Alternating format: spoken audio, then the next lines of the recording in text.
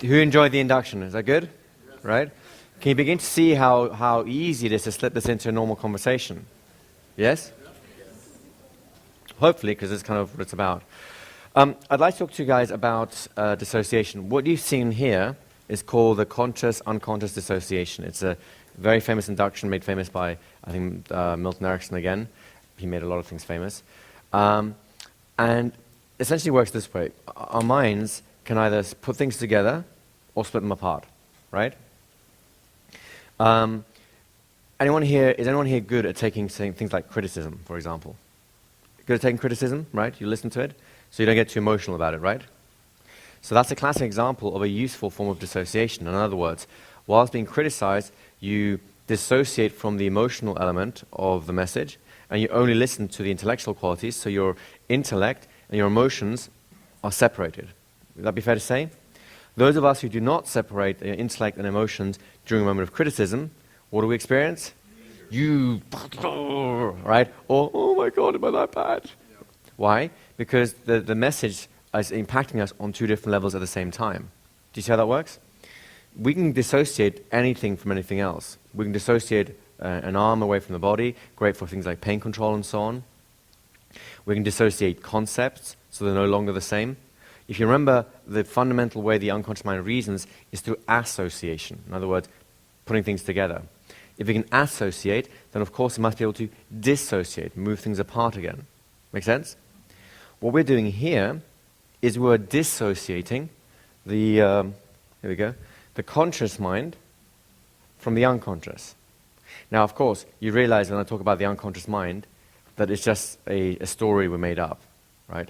All that exists really is you. And when we talk about the unconscious mind, it's just a convenient label to lump together a whole bunch of concepts so we can handle them, work with them, and so on, right? The unconscious mind is true because we make it true through suggestion and so on. Does that kind of, you get where I come with this? And the reason for that is just because the mind is much more complex than this simplistic model, but viewing it in this simplistic model gives us a lot of scope in terms of how we work with people and so on, right? So the conscious association, all it's designed to do is take those parts of the experience that are the conscious reality, the normal set, that little fence they put around reality and what's allowed to be true and what isn't allowed to be true, and we're taking everything else and we're separating them out so that one can sort of go to sleep for a little while, can disappear for a little while, or be put on hold for a little while, and the other one can be explored more.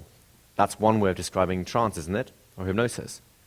Your normal reality is put on hold, and you have the capacity to experiment with new realities and find out if one of them is better than the old one. And then you reassociate, also known as reintegrate the two, so the new reality now makes the old reality a little bit bigger, a little bit better, a little bit more enhanced as far as that individual's life is concerned. Make sense? So the conscious-unconscious dissociation allows you to do that, but I'd like you to think about this idea of dissociation in a more sort of in-depth sort of way. Let me give you an example of what I mean. It was in, just now this summer, we did the first Walk Up Street Hypnosis event in London. It was a lot of fun, it was interesting. And this kind of answers a little bit of the question that you had yesterday about the legs being stuck to the floor. One of the students was doing one of the stiff arm things with someone, and the guy was saying, "But I can bend my arm. I can bend my arm, right? Look, I can bend my arm." So what do you do with that? That's right. You can bend your arm. Well done, right? For now, right? So exactly, then we have the whole pacing the time thing, so looking for benefit rather than risks, which is, we're not there yet. That puts his mind on hold for a little bit, right? But why is he still able to bend his arm? What do you think is happening? Because he's thinking about it, right? His arm is still associated to his intellect, to his normal reality, and in his normal reality, he can bend his arm. He's got to be able to somehow dissociate some part of him, whether it's the arm or something else, so that it's no longer functioning in ordinary reality. Does that make sense? So, how do we do this?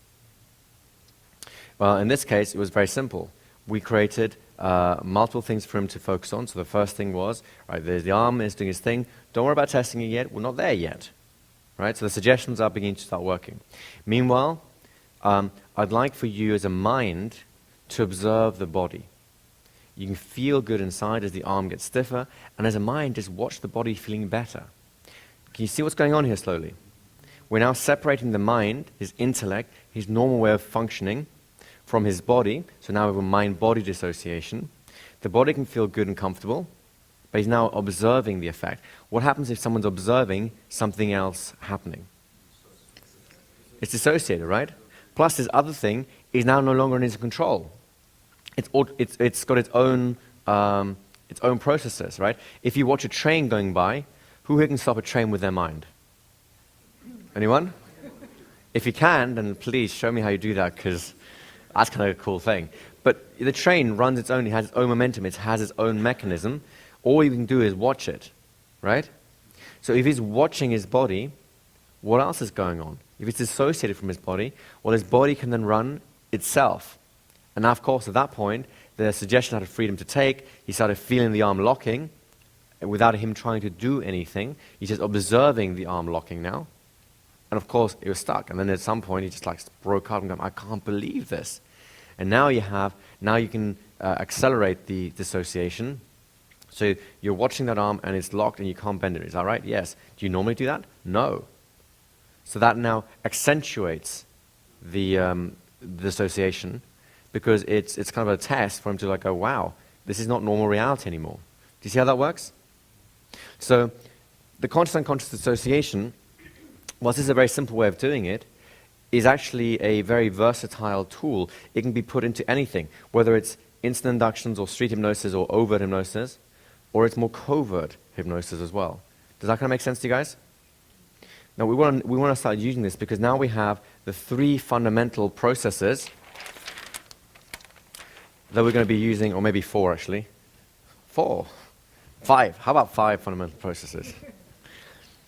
We have the revivification induction, right? It's a process for bringing things back to life.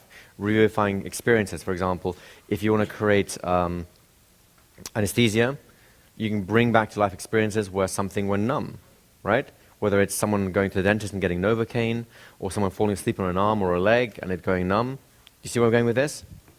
We have the pacing and leading construction, where we're slowly guiding someone towards a particular outcome. We have the what's it called? Whatever it's called. That's right induction. The idea is utilizing, there we go. You're utilizing whatever happens. Whatever happens is the right thing. It's the right stepping stone for the next thing to occur. And now we also have